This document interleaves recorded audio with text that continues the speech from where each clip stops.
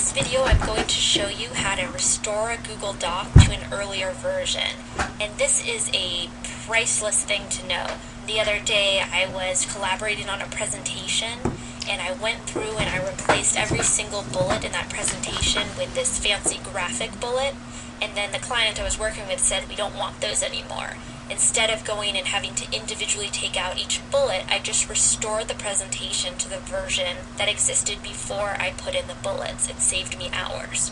Okay, here we are.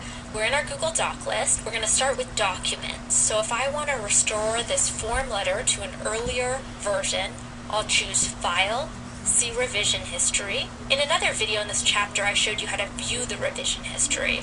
So find the version that you want to restore, select it, and then click Restore this version.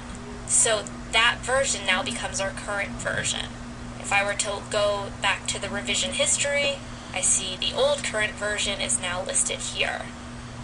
Looking at a spreadsheet, same thing. Go to File, See Revision History, find the revision you want to revert to. Maybe I want to go back to before we put in any data. This looks good. I'll choose Restore this version, and this is now the current version.